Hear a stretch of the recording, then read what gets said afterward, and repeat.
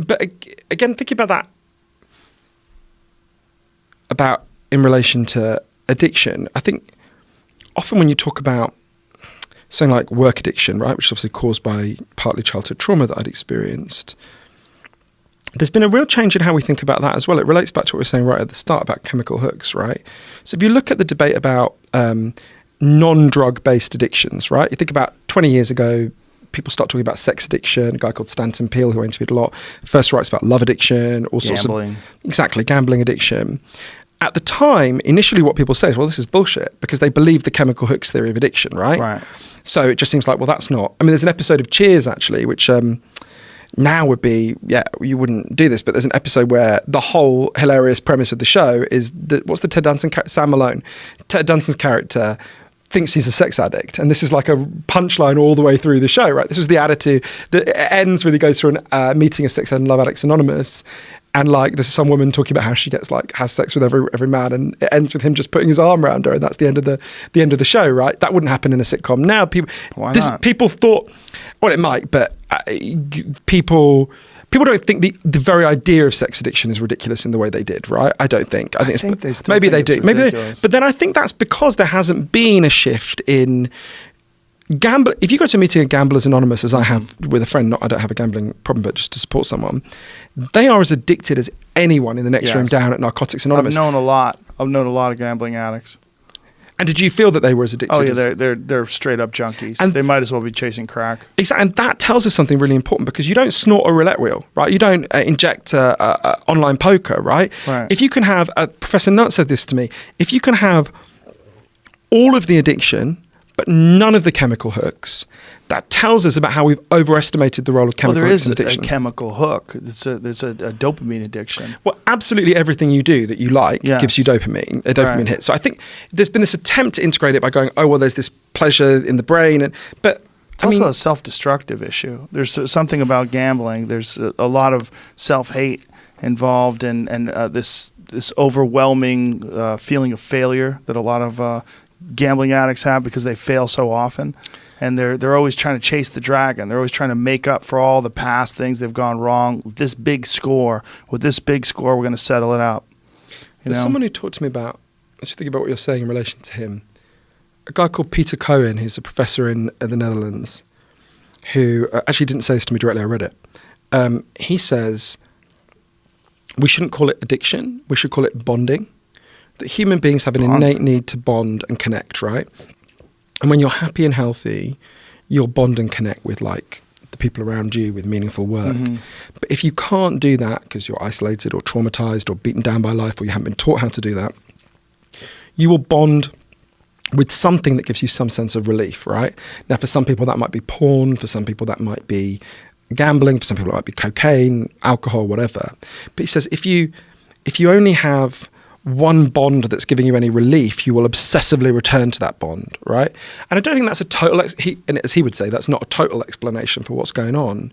But I do think that is a useful way to think about some of these behavioral addictions, right? So someone I know very well, a relative of mine has a gambling addiction, and this is someone who has no alternative form of joy or pleasure in their life, right? And gambling gives a moment, well, lots of moments.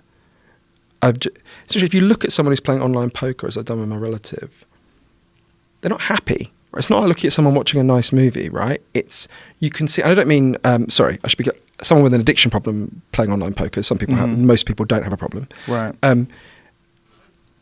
It's the relief of just being absent from your life for a moment, or for however long you play, rather than, I went to this, for Lost Connections, my book about depression, I went to the first ever internet rehab center in the United States.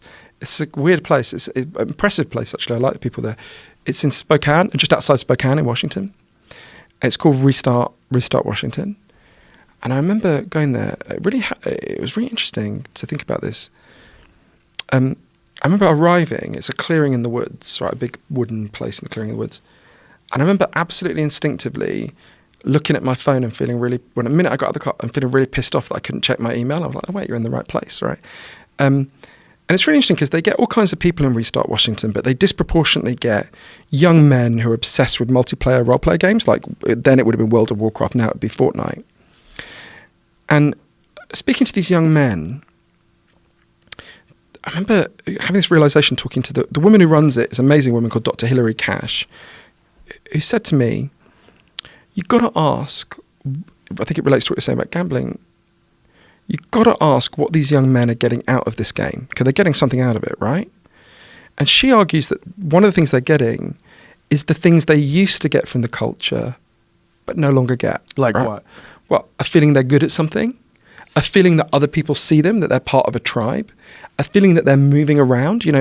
Kids spend very little time outdoors now, right? I think there's also anticipation, there's puzzles, there's things where you're trying to figure out whether or not something's right or wrong and how to get it. And then if you do get it, you get this positive surge. If you don't get it, I think there's human reward systems that are being mirrored there in gambling as well. Absolutely. And what psychologists call that a feeling of mastery. Feeling of mastery is when you feel you are good at something. Right. That is an absolutely underlying psychological need. Everyone needs to feel they're good at something. If you don't have a sense of mastery in your life, you will be depressed and anxious, right? Or you're much more likely to become depressed and anxious. And I think, again, because it's very striking to me, I've got teenage nephews, I've got godsons, we actually don't ask anything of young men, right? Very rarely are they actually asked to do very much. They're not given responsibilities, right? I think, and look, again, I want to stress that most people playing video games are not addicted. It's a perfectly good form of pleasure They're for most very people. addictive. I mean, they're not.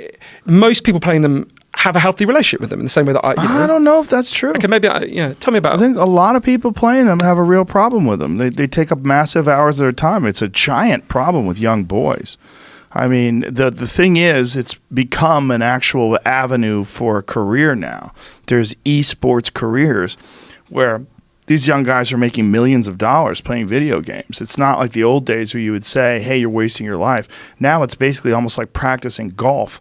But we have a setup back here where we play video games against each other. It's very addictive. Don't you think it's addictive?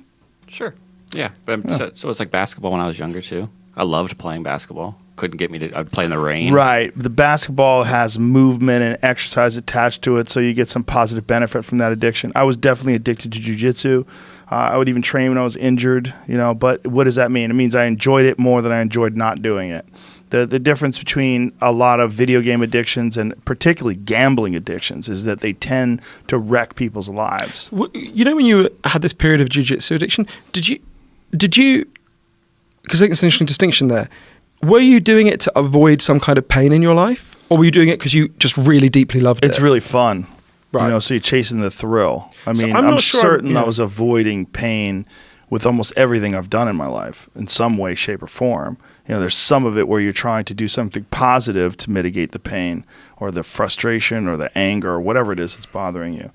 But I don't, the video game thing was a real addiction, though. It was like a compulsion. And How long I wasn't did it last? Doing it, years.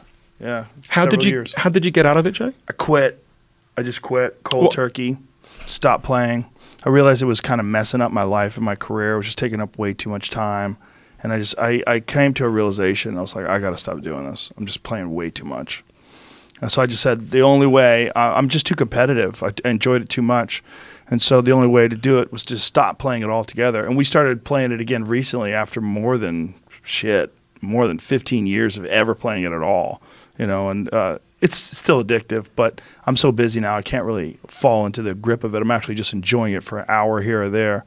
But that's so interesting in itself, isn't it? That's a bit like the rat part principle. It feels to me, correct me if I'm wrong, that like the more you have in your life that is meaningful, that is good and gives you pleasure or a sense of mastery, the less space there will be for these objects of obsession to come in, right? And I think that is a principle that's true. This was the principle behind the Portuguese drug decriminalization, right? If we give people good lives, they will not want to anesthetize themselves so much. It was the Swiss principle. And I think we all see that in our lives to different degrees. The happier I am, the less I want to turn to the behaviors that I developed as a child to avoid being present with like violence and aggression.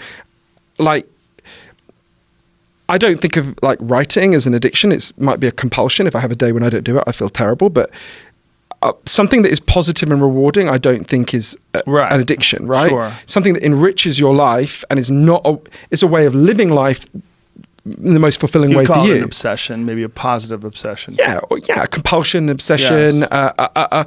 a way of being in the world, right? Yeah. Like, it's like sometimes I get people saying to me, you know, like, oh, am I addicted to sex or whatever? And you want to say, and I often say, well, does it give you pleasure? Is it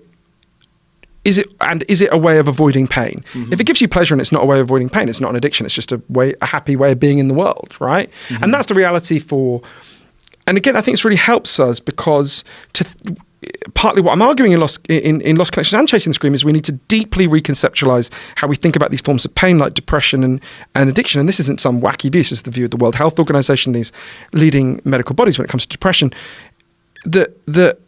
Sorry.